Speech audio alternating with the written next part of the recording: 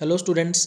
अगर आप BSc agriculture के सभी सब्जेक्ट्स के हिंदी व इंग्लिश में नोट्स लिखित में चाहते हैं तो इसके लिए आपको एक वेबसाइट पर जाना होगा। इसके लिए आपको गूगल में सर्च करना होगा प्लांट ब्रीडिंग 2010, जिसमें कोई भी स्पेस आपको नहीं रखना है। तो हम लोग सर्च करते हैं प्लांट ब्रीडिंग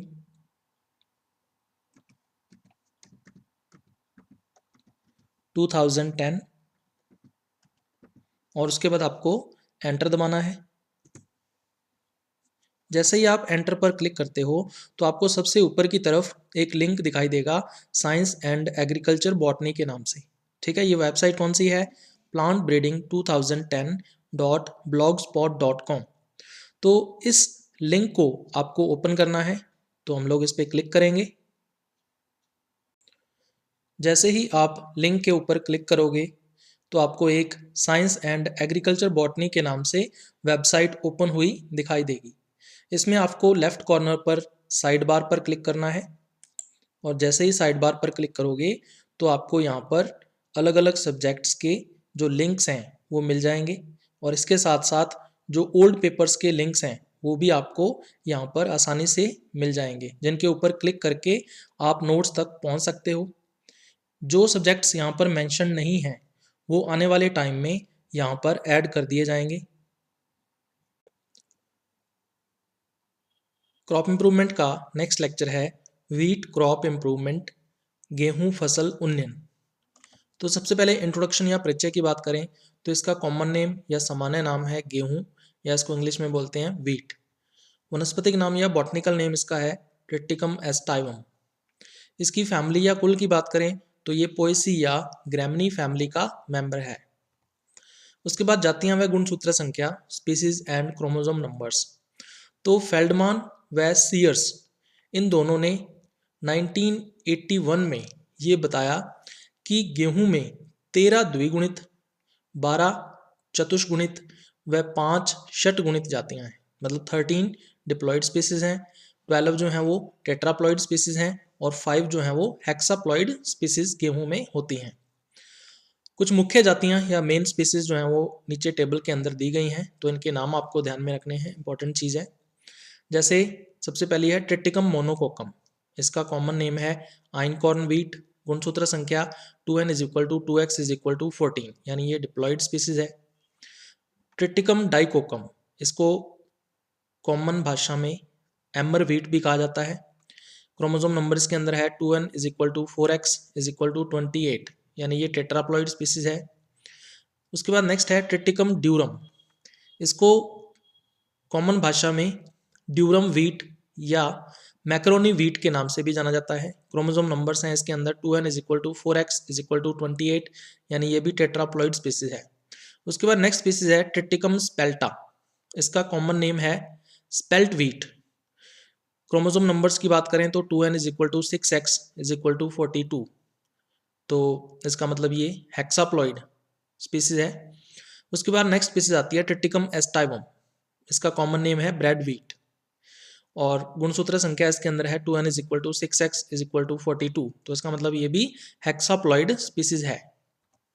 इंडिया की अगर अपने बात करें तो भारत में गेहूं की 3 जातियां जो हैं या 3 स्पीसीज जो हैं उनका कल्टीवेशन या खेती की जाती है, तो इनके नाम आपको ध्यान में रखने हैं। ट्रिटिकम एस्टाइवम जो है वो सबसे अधिक 95% इसका कल्टीवेशन या खेती की जाती है। दूसरा है ट्रिटिकम ड्यूरम, इसकी 4% कल्टीवेशन या खेती की जाती है। और ट्रिटिकम डाइकोकम जो है इसकी 1% कल्टीवेशन या खेती जो है वो इंडिया में की जाती है। उसके बाद इसके उत्पत्ति केंद्र या सेंटर ऑफ रीजन पे क्वेश्चन आ सकता है। तो इसका प्राइमरी सेंटर ऑफ रीजन या प्राथमिक उत्पत्ति केंद्र जो है वो नियर ईस्ट या एशिया माइनर जो है इसको माना जाता है, और जो सेकेंडरी सेंटर ऑफ रीजन है या द्वितीयक उत्पत्ति केंद्र इसका है वो इथोपिया को माना जाता है। उसके बाद गेहूं का आनुवंशिक जैव विकास या जेनेटिक एवोल्यूशन ऑफ वीट, इसकी अगर अपने बात करें तो आज जो है वो विश्व में षटगुणित गेहूं यानी कि हेक्साप्लॉइड वीट, जिसका नाम क्या है ट्रिटिकम एस्टाइवम, उसकी सबसे ज़्यादा जो कल्टीवेशन या खेती है वो की जाती है। अभी हमने देखा 95% जो कल्टीवेशन है वो ट्रिटिकम एस्टाइवम का ही किया जाता है। इसे कृत्रिम रूप से दूरस्थ संकरण के द्वारा विकसित किया गया है। वाइड हाइब्रिडाइजेशन या दूरस्थ संकरण के उपयोग से आर्टिफिशियली इस हेक्साप्लॉइड या षटगुणित जाति को विकसित किया गया है। तो इसके लिए निम्न 2 चरणों का उपयोग किया जाता है। तो इसके अंदर 2 स्टेप्स होते हैं। सबसे पहला स्टेप क्या है अभी? सबसे पहले हमें क्या करना है, द्विगुणित गेहूं जो डिप्लॉइड व्हीट है या स्पीसीज है उसकी ट्रिटिकम मोनोकोकम, इसका क्रॉस करवाया गया किसके साथ? द्विगुणित जाति या डिप्लॉइड स्पीसीज एजिलॉप्स स्पेल्टोइडीज के साथ। ठीक है, और इसके फलस्वरूप क्या प्राप्त हुआ अभी? चतुष्गुणित गेहूं या टेट्राप्लॉइड व्हीट हमें प्राप्त हुआ जिसका नाम रखा गया ट्रिटिकम डाइकोकम। उसके बाद दूसरे स्टेप के अंदर ये जो चतुष्गुणित गेहूं था या टेट्राप्लॉइड व्हीट हमें प्राप्त हुआ था जिसका नाम हमने ट्रिटिकम डाइकोकम रखा था, इसका क्रॉस करवाया गया किसके साथ? एक और द्विगुणित जाति या डिप्लॉइड स्पीसीज सिकेल सीरियल के साथ, जिसका कॉमन भाषा में नाम क्या है? राई। तो इस क्रॉस के फलस्वरूप जो षटगुणित गेहूं है या हेक्साप्लॉइड व्हीट है जिसका नाम रखा गया ट्रिटिकम एस्टाइवम, वो उत्पन्न हुआ। तो इस डायग्राम के अंदर आप देख सकते हो भी ट्रिटिकम मोनोकोकम के अंदर गुणसूत्र संख्या कितनी है? 2n is equal to 2x is equal to 14। Genotype इसका है कैपिटल ए कैपिटल ए। इसका क्रॉस करवाया गया एजिलॉप्स स्पेल्टोइडीज के साथ। इसका जो क्रोमोसोम नंबर्स है इसके अंदर 2n is equal to 2x is equal to 14, और इसका जीनोटाइप क्या है? Capital B capital B. तो इन दोनों के क्रॉस से एक स्टेराइल प्लांट या बंध्य पौधा विकसित हुआ। तो एक जो एलिल या युग्म विकल्पी है वो यहाँ से आएगा ट्रिटिकम मोनोकोकम से, तो ए यहाँ पे आ गया, और दूसरा जो युग्म विकल्पी है या एलिल है वो एजिलोप्स पेल्टोइडिस से आएगा, तो बी यहाँ पे आ गया। तो ए और बी साथ में आ गए। ठीक है, स्टेराइल प्लांट के अंदर ये पौधा कैसा होगा? बंध्य होगा। गुणसूत्र संख्या कितनी होगी? 2n is equal to 2x is equal to 14। अब ये बंध्य है या स्टेराइल है, ये जनन करने में सक्षम नहीं है, ये लैंगिक जनन या सेक्सुअल रिप्रोडक्शन नहीं कर सकता। तो फिर हम क्या करते हैं, भी इसको एक रसायन के द्वारा उपचारित करवाते हैं जिसका नाम है कॉल्चिसिन। तो कॉल्चिसिन से ट्रीट करवाते हैं और ये कैसा हो जाता है? अभी टेट्राप्लॉइड हो जाता है। 2n is equal to 4x is equal to 28, और इसका जीन प्रारूप क्या हो जाता है? Capital A capital A capital B capital B, और इसका नाम क्या रखा गया? Triticum dicoccum. फिर इसका क्रॉस करवाया गया एक और प्लांट के साथ सिकेल सीरियल जिसको राई भी बोलते हैं। इसमें गुणसूत्र संख्या 2n is equal to 2x is equal to 14 है, यानी डिप्लॉइड है ये, और इसका जीनोटाइप है कैपिटल डी कैपिटल डी। इन दोनों के क्रॉस से जो पौधा या प्लांट विकसित हुआ वो कैसा था? भी स्टेराइल या बंध्य था। 2n is equal to 3x is equal to 21। ठीक है, इसके अंदर गुणसूत्र थे, तो ये ट्रिप्लॉइड था और इसमें 3 अलग अलग प्रकार के जीन प्रारूप थे। एक तो कैपिटल ए आया, एक कैपिटल बी आया और एक कैपिटल डी आया। ठीक है, लेकिन ये बंध्य था, तो फिर हमने क्या किया? इसको कॉल्चिसिन रसायन से उपचारित किया, ट्रीट करवाया। तो जो नई जाति या नई प्लांट स्पीसीज डेवलप हुई वो 2n is equal to 6x is equal to 42 यानी हेक्साप्लॉइड स्पीसीज थी, जिसका जीन प्रारूप क्या था? Capital A capital A capital B capital B capital D, और इसका नाम क्या रखा गया? Triticum aestivum. और आज विश्व के 95% एरिया के अंदर जो वीट है उसका कल्टीवेशन किया जाता है, तो उसमें 95% ट्रिटिकम एस्टाइवम को ही ग्रो करवाया जाता है। उसके बाद पुष्पीय बायोलॉजी या फ्लोरल बायोलॉजी की बात करें तो वीट के अंदर जो इसका पुष्पक्रम या इन्फ्लोरेसेंस है उसको बोलते हैं संयुक्त स्पाइक या कंपाउंड स्पाइक इन्फ्लोरेसेंस बोल देते हैं। तो गेहूं के अंदर जो स्पाइक का ध्वजपर्ण होता है, ठीक है, या हम कह सकते हैं स्पाइक जो है ध्वजपर्ण से निकलने के कई दिन पश्चात पुष्पन शुरू होता है। जो फ्लैग लीफ होती है उसमें से स्पाइक निकलता है और उसके कई दिनों के पश्चात फिर स्पाइक में फ्लावरिंग या पुष्प का फॉर्मेशन जो है वो स्टार्ट होता है। अब ये जो पुष्पन या फ्लावरिंग है ये कहाँ से स्टार्ट होती है? अभी जो स्पाइक का मध्य भाग है या मिडल पार्ट है वहां से पुष्पन या फ्लावरिंग स्टार्ट होगी। वहां से शुरू होकर फिर ये धीरे धीरे ऊपर की ओर भी बढ़ेगी और नीचे की ओर भी बढ़ती है। तो इस प्रकार से फ्लावरिंग जो है उसका पैटर्न रहता है गेहूं की स्पाइक के अंदर। जो फ्लावरिंग है वो पूरे दिन चलती है, यानी सुबह से लेकर शाम तक जो फ्लावरिंग का प्रोसेस है वो चलता रहेगा। परंतु सबसे अधिक जो पुष्पन है या फ्लावरिंग है गेहूं के अंदर वो कब होती है? अभी सुबह 9 बजे से 11 बजे के मध्य होती है। तो ये 2 घंटों के अंदर सबसे ज्यादा फ्लावरिंग वीट में देखने को मिलती है। जो पुष्पन की कंप्लीट प्रक्रिया है या प्रोसेस है, पूर्ण प्रक्रिया जो है वो 2 से 3 दिन में पूर्ण हो जाती है। ठीक है, और प्रत्येक स्पाइक के अंदर होता क्या है? आगे भी स्पाइक की इकाएं उपस्थित होती हैं या स्पाइकलेट्स होती हैं। ठीक है। और प्रत्येक स्पाइकिका या स्पाइकलेट के अंदर नंबर ऑफ फ्लावर्स कितने होते हैं ये आपसे पूछ सकते हैं। तो 2 से 9 पुष्प जो हैं वो प्रत्येक स्पाइकिका में होते हैं। अगर एक स्पाइक की स्ट्रक्चर की बात करें तो इसमें आपको सबसे नीचे की तरफ इसका पेडंकल या वृंत मिलेगा, जिसको स्टॉक भी बोल देते हैं, और बिल्कुल मिडल में आपको इसका मेन एक्सिस या मुख्य अक्ष मिलेगा, जिसको रैकिस कहा जाता है। ये रैकिस जो होता है वो ब्रांच्ड होता है या शाखित होता है, तो इसकी जो शाखाएं हैं उनको बोला जाता है रैचिला। ठीक है। और ये रैचिला ही, इस रैचिला पर या स्पाइकिकाएं, इस रैचिला के ऊपर फ्लावर्स पाए जाते हैं या पुष्प पाए जाते हैं, और इसको क्या बोल देते हैं हम लोग, स्पाइकलेट बोल देते हैं। ठीक है। अगर हम एक स्पाइकलेट या स्पाइकिका की बात करें तो उसके अंदर 2 ग्लूम्स होते हैं, और फ्लावर्स जो हैं वो कितने हो सकते हैं, 2 से 9 तक हो सकते हैं। तो यहाँ पे 3 फ्लावर्स जो हैं या फ्लोरेट्स जो हैं वो शो किए हुए हैं। तो ये एक स्पाइकलेट या स्पाइकिका है।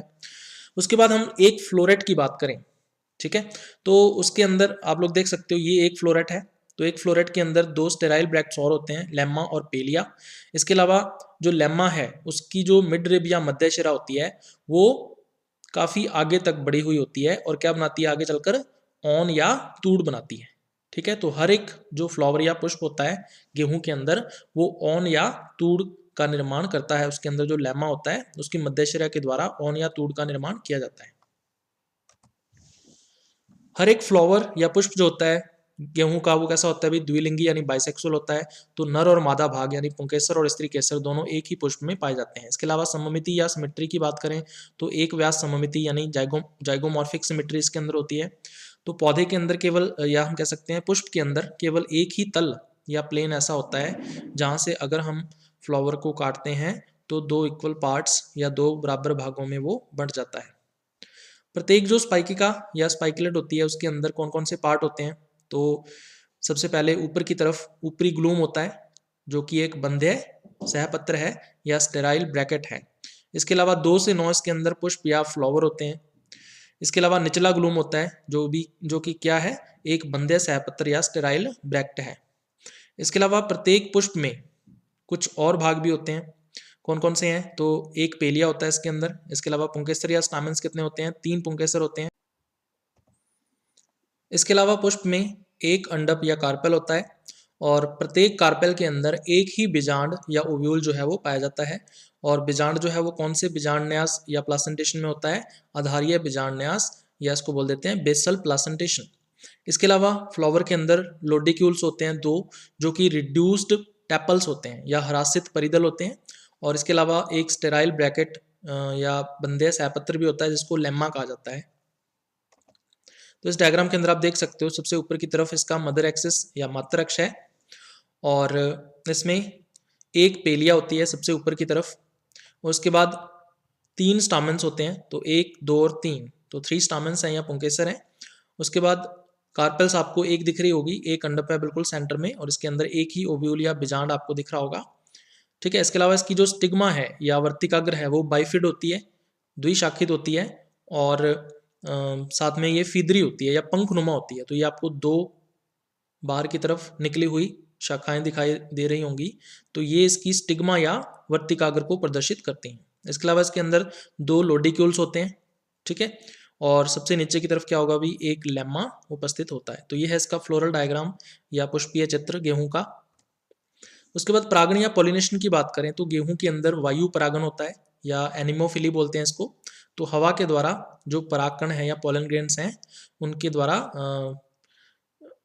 स्थानांतरित होते हैं। तो इसमें जो परागकोश होंगे या एंथर्स होंगे वो मुक्त दोली होंगे। ठीक है। इसको वर्सेटाइल एंथर्स बोल देते हैं। इसका क्या मतलब है, जो परागकोश हैं वो पुतंतु या फिलामेंट के ऊपर हिलने डुलने के लिए स्वतंत्र होते हैं। ठीक है। तो हिलने डुलने की वजह से जो परागकण है, पोलन ग्रेन्स हैं उनकी, वो नीचे गिरते रहते हैं और स्टिग्मा के ऊपर जाते हैं हवा या वायु के द्वारा। गेहूं क्या है भी, एक स्वपरागित फसल है या सेल्फ पॉलिनेटेड क्रॉप है। इसके अलावा इसमें 1% से भी कम पर परागण या क्रॉस पॉलिनेशन जो है वो देखने को मिलता है, परंतु कभी कभी जो क्रॉस पॉलिनेशन या पर परागण का प्रतिशत है वो 3 से 4% तक भी पहुंच जाता है। फ्रूट के टाइप की बात करें तो फल का प्रकार इसमें होता है कैरियोप्सिस। कैरियोप्सिस के अंदर जो इसका बीज चोल है यानी कि सीड कोट है, और साथ में जो फल भित्ति है या फ्रूट वॉल है या एपिकार्प बोल देते हैं इसको, तो ये आपस में क्या होती हैं, फ्यूज्ड होती हैं या संलयित होती हैं। ठीक है। उसके बाद प्रजनन उद्देश्य या ब्रीडिंग ऑब्जेक्टिव्स की बात कर लेते हैं। तो गेहूं के अंदर हम लोग जो ब्रीडिंग या प्रजनन करवाते हैं उसके क्या क्या उद्देश्य हो सकते हैं उसके बारे में देखेंगे। तो सबसे पहला उद्देश्य रहता है अधिक उपज या हायर यील्ड। अधिकांश फसलों में यही उद्देश्य होता है। तो गेहूं में जो उपज है या यील्ड है वो कुछ कारकों के ऊपर या फैक्टर्स पर डिपेंड करती है। तो जैसे सबसे पहला है इकाई क्षेत्र में बालियों की संख्या या नंबर ऑफ ईयर्स पर एरिया। तो यूनिट एरिया के अंदर जितनी ज़्यादा संख्या में बालियां या ईयर्स होंगी उतना ही ज़्यादा प्रोडक्शन होगा प्रति हेक्टेयर। दूसरा है प्रति बाली दानों की संख्या, number of grains per year.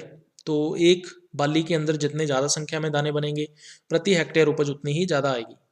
दानों का औसत भार, एवरेज वेट ऑफ ग्रेन्स। तो दानों का भार जितना ज़्यादा होगा उतनी ही प्रति हेक्टेयर उपज ज़्यादा प्राप्त होगी। 1960 के दशक में गेहूं या वीट की दो किस्में हैं या दो वेराइटीज़ हैं जिन्हें हरित क्रांति या ग्रीन रिवॉल्यूशन के लिए रिस्पॉन्सिबल या उत्तरदायी माना जाता है। तो इनके नाम आपको ध्यान में रखने हैं।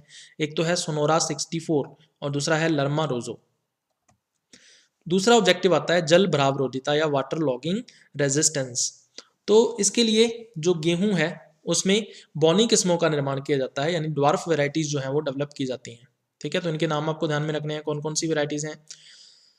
नोरिन 10 जो जीन है उसको गेहूं के जीनोम में समावेशित किया गया है ना। इसको ड्वार्फ जीन भी बोल देते हैं नोरिन 10 को। इसको वीट या गेहूं के जीनोम के अंदर डाल दिया गया, समावेशित करवाया गया और गेहूं की 3 जो बौनी किस्में हैं या ड्वार्फ वेराइटीज हैं वो डेवलप की गई हैं। तो इनके नाम ध्यान में रखने हैं, सोनोरा 63, सोनोरा 64 और कल्याण सोना।